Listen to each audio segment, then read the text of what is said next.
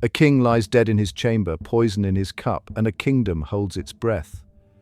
Medieval Europe's most shocking royal murder mystery unfolds through secret passages, hidden alliances, and forgotten testimonies. Let's uncover this centuries-old cold case. On a cold winter night in 1327, King Edward II of England met his end under mysterious circumstances at Berkeley Castle. The official story claimed he died of natural causes, but whispers of murder echoed through the stone corridors. The king was found in his chambers, his face twisted in agony, with an empty silver chalice beside his bed. Guards reported hearing terrible screams that night, yet no one claimed to witness the actual moment of death. The castle staff spoke of unusual visitors in dark cloaks seen entering through the servants' entrance, while the Queen's supporters maintained a suspicious silence. The timing couldn't have been more perfect for his enemies. The king was isolated, his loyal supporters sent away on various missions, and his son, the future Edward III, was too young to ask difficult questions. The stage was set for what would become one of medieval Europe's most debated royal deaths. The list of suspects in Edward II's death reads like a who's who of medieval power players. At the top sits Queen Isabella, the she-wolf of France, who had grown tired of her husband's favourites and his neglect. Then there's Roger Mortimer, the Queen's alleged lover, who had everything to gain from Edward's death. The powerful Despencer family, once the king's closest allies, found themselves suddenly powerless and desperate. The castle guards that night included men loyal to both the Queen and Mortimer, while Berkeley Castle's lord conveniently claimed to be away during the fatal evening. Each suspect had means, motive, and opportunity, the classic ingredients for murder. Some whispered that the Queen herself ordered the deed, while others pointed to ambitious nobles seeking to curry favor with the new regime. The web of alliances and betrayals grew so tangled that even today, historians debate who truly gave the fatal order. Let's step into the secret world of Queen Isabella, where the real plotting took place. Her private chambers at Berkeley Castle weren't just living quarters. They were the command center of a royal conspiracy. The Queen had carefully designed these rooms with hidden doors and secret passages, perfect for private meetings with her allies. Through recovered letters and documents, we know she spent hours here planning with Roger Mortimer. The chambers connected to a network of corridors that allowed messengers to come and go unseen. Her ladies-in-waiting acted as lookouts and carried coded messages, while trusted servants kept unwanted visitors away. The walls of these rooms, if they could talk, would tell tales of whispered plans, secret alliances, and the final plot against the king. Even the furniture was strategically placed. The Queen's desk faced the door, while a hidden exit behind a tapestry provided a quick escape route. The medieval world had a dark fascination with poison, the silent killer that left few traces. In Edward II's case, the silver chalice found by his bed tells us a chilling story. Medieval poisoners often used plants like deadly nightshade and hemlock, which were easy to find in castle gardens. These poisons caused terrible pain and left few obvious signs, making them perfect for secret murders. The castle's herb garden, managed by skilled healers, grew both medicines and deadly plants side by side. Clever poisoners would mix their deadly brew with strong wine or spiced ale to hide the bitter taste. Looking at records from that time, we know the king's food taster had been sent away that night, a suspicious detail that points to careful planning. Some say the poison came from Queen Isabella's native France, where royal poisoners had turned murder into an art form. The symptoms described by witnesses, the pain, the screaming, the twisted face, match what we know about several common medieval poisons. Hidden away in the dusty archives of an old monastery, a remarkable document recently came to light: the secret testimony of Sarah, a kitchen maid at Berkeley Castle. Her account, written in shaky medieval script, reveals what happened in the castle's shadowy corners that fateful night. She describes seeing two hooded figures slipping through the servants' quarters, carrying a small wooden box. The castle's head cook had suddenly dismissed all kitchen staff early that evening, something that had never happened before.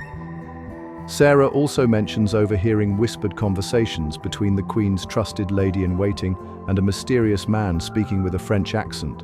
Most tellingly, She writes about finding an unusual herb mixture in the king's wine pitcher the next morning.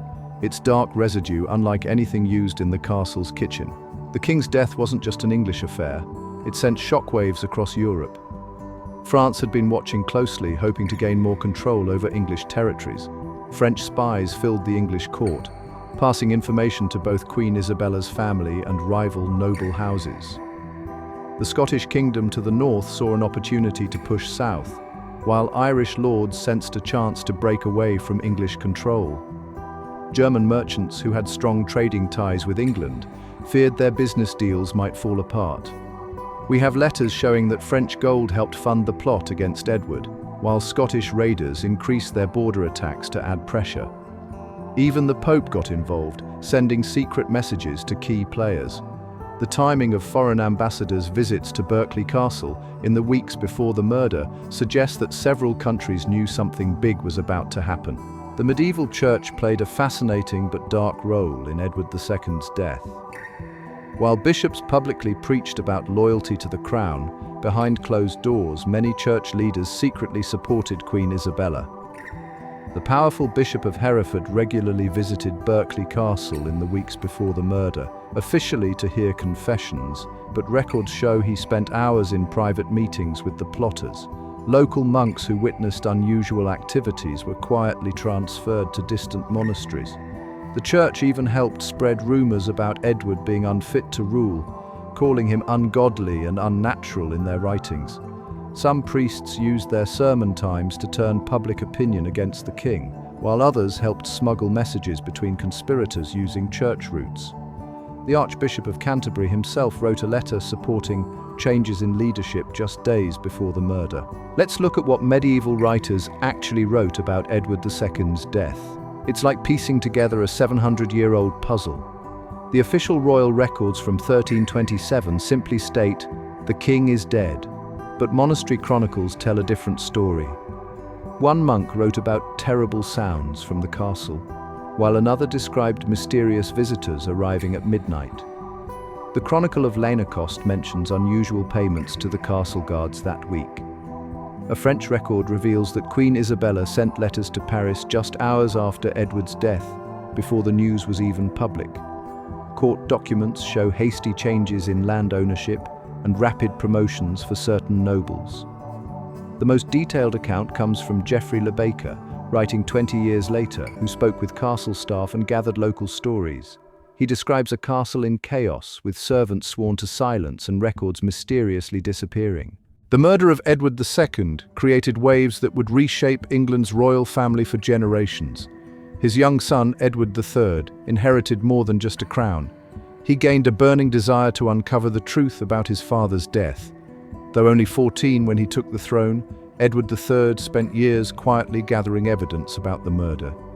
He eventually turned against his own mother, Queen Isabella, and her lover Mortimer, executing Mortimer and placing Isabella under house arrest.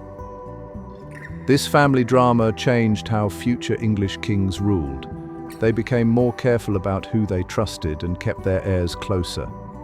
Edward III created new laws about succession and royal protection, while also building a network of loyal nobles who would help protect the crown. His reign marked the beginning of a stronger, more independent English monarchy that would shape medieval Europe. Let's examine how modern science helps us understand this medieval mystery. Using today's forensic methods, researchers have analyzed the castle's layout, finding hidden passages that match old records perfectly. Chemical tests on preserved fabrics from Edward's time revealed traces of deadly plants commonly used in medieval poisons. Experts studied weather records from 1327, showing it was an unusually cold night, perfect for masking the sounds of struggle. Handwriting analysis of surviving documents exposed several fake letters, suggesting a cover-up. Archaeological digs at Berkeley Castle uncovered a sealed room containing weapons and mysterious herbal remains. Medical historians say the reported symptoms match arsenic poisoning, which was available to medieval apothecaries. Even the castle's architecture tells a story. The thickness of walls and placement of guard posts suggest the murder was an inside job. Thanks for joining me on this journey through one of history's greatest murder mysteries. The truth about Edward II's death still holds many secrets. If you enjoyed this medieval investigation, hit like, subscribe, and share to solve more historical mysteries together.